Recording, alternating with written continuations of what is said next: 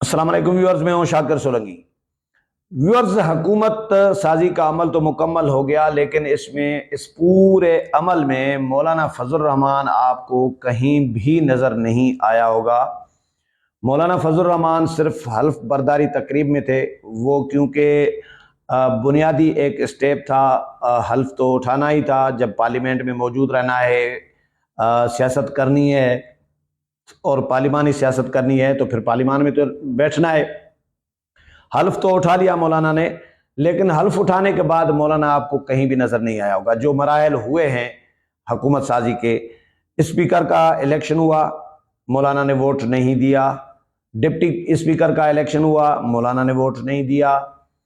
وزیر اعظم کا الیکشن ہوا، مولانا آپ کو نظر نہیں آئے۔ صدر کا الیکشن ہوا، مولانا آپ کو نظر نہیں آئے۔ صدر کا حلف ہوا،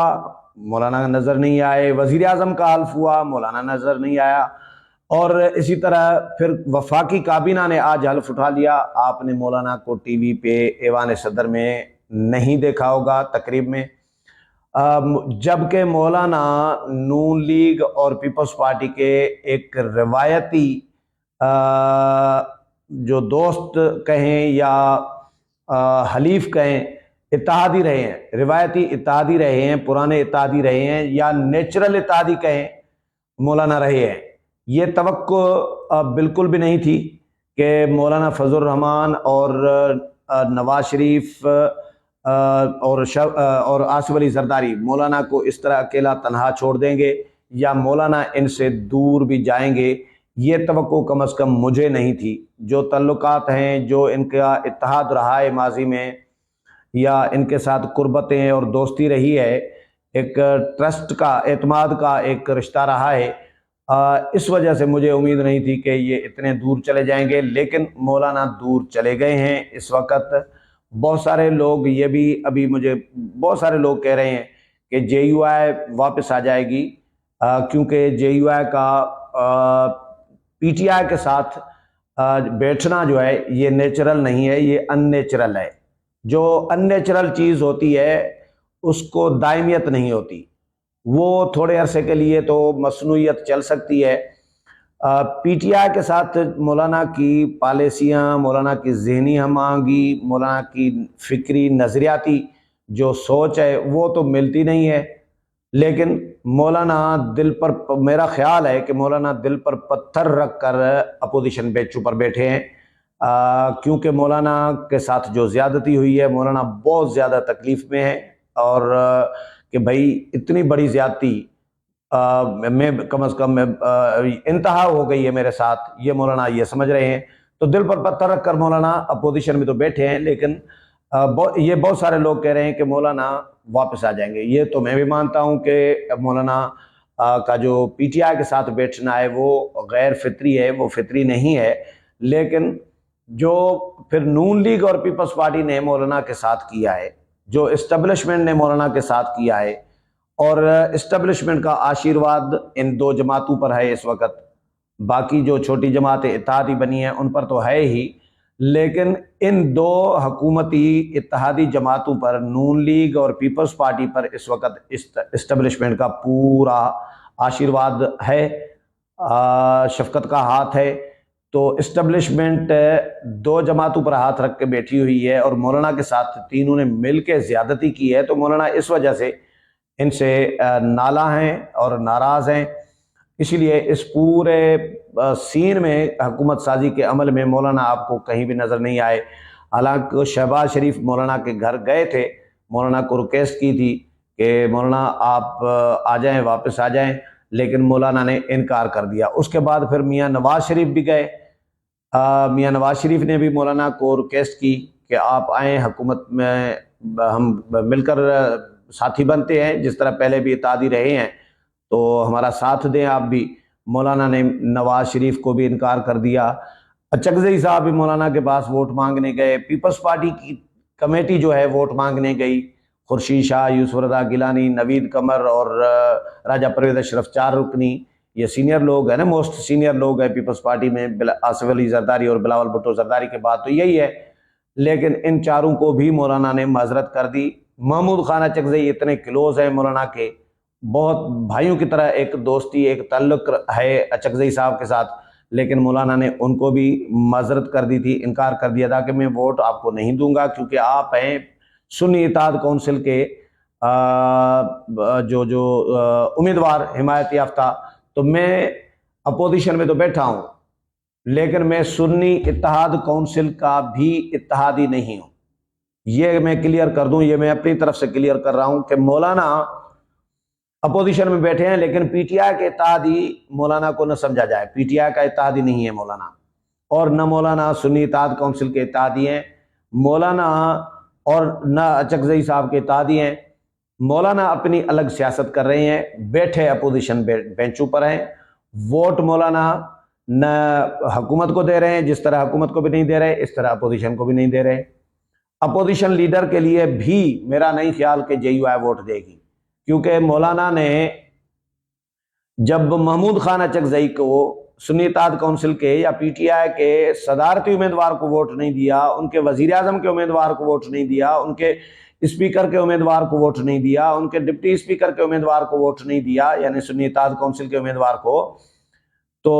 پھر مولانا ان کے اپوزیشن لیڈر کو ووٹ کیوں دیں گے؟ ہاں اتنا ہوگا کہ مولانا جن بینچوں پر بیٹھے ہوں گے یا مولانا کے ساتھی بیٹھے ہوں گے تو ان بینچز کے جو لیڈر ہوں گے وہ عمر ایوب ہوں گے۔ یقینی طور پر عمران خان نے عمر ایوب کو نامزد کر دیا ہوا ہے، تو مولانا کو عمر ایوب کو تسلیم کرنا یہ مولانا کی مجبوری ہوگی، کیونکہ اس کے علاوہ مولانا کے پاس کوئی چارہ ہی نہیں ہے۔ اور اگر فرض کرے مولانا نہ بھی مانے تو عمر ایوب کی صحت پہ تو کوئی فرق پڑے گا نہیں۔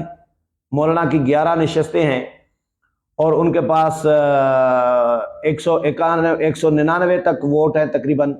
192 191 اتنے راؤنڈ اباؤٹ ووٹ ہیں دونوں ایوانوں میں، لیکن ادھر تقریباً 90 کے راؤنڈ اباؤٹ ووٹ ہیں قومی اسمبلی میں،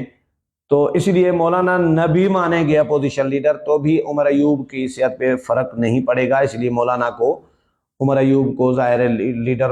مانیں گے ہی، میرا خیال ہے کہ وہ لیڈر ہیں، لیکن مولانا ان کے اتحادی فی الحال نہیں ہیں، فی الحال اپنی سیاست کر رہے ہیں، فی الحال ناراض بیٹھے ہوئے ہیں، اس لیے مولانا فی الحال خاموش ہیں۔ اور خبر دوں آخر میں کہ مولانا فضل الرحمان کل جا رہے ہیں عمرے کی ادائیگی کے لیے سعودی عربیہ، سعودی عرب جا رہے ہیں کل یعنی پہلا روزہ ہے پاکستان میں، اور پہلے روزے کو مولانا فضل الرحمان سعودی روانہ ہو جائیں گے، اور یقینی طور پر کم از کم 2 ہفتے تو لگ ہی جاتے ہیں رمضان میں، مولانا سعودی میں ہوں گے، سعودی حکام سے بھی یقیناً ملاقاتیں ہوں گی، اور آدھا رمضان تو مولانا سعودی عرب میں گزاریں گے، واپس آئیں گے تو آدھا رمضان ادھر گزاریں گے، تو رمضان میں کوئی ایکٹیویٹی خاص نہیں ہوگی۔ مولانا فضل الرحمان آپ کو نظر آئیں گے منظر پر رمضان کے عید کے بعد۔ اور مجھے ایک دوست نے ایسے ہی ازراہ مزاح مجھے کہا کہ مولانا نظر آئیں گے تو یہ حکمران پھر نظر نہیں آئیں گے، میں نے کہا چلو ایسا تو ہوگا نہیں، لیکن مولانا نظر آئیں گے،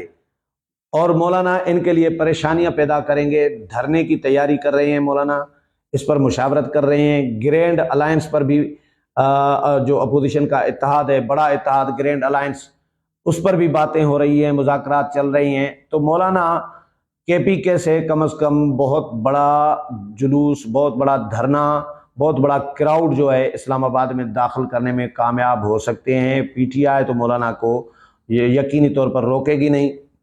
کیونکہ چاہے علی امین گڈھا پور وزیر اعلیٰ ہوں کے پی کے، لیکن اگر مولانا وفاقی حکومت کے سر کا درد بننے آ رہے ہیں تو علی امین گنڈا پر کیوں روکیں گے مولانا کو؟ کے پی کے سے پشاور سے قافلوں کو کیوں روکیں گے؟ وہ تو کہیں گے کہ بھائی پی ٹی آئی والے بھی جائیں تاکہ وفاقی حکومت کے سر میں درد ڈالیں۔ تو عید کے بعد میرا خیال ہے کہ دمادم مست قلندر شروع ہوگا، اور اسلام آباد میں دھرنے کی بھی تیاری کی جا رہی ہے۔ فی الحال مولانا حکومت کی نیندیں کم از کم نیندیں حرام ضرور کریں گے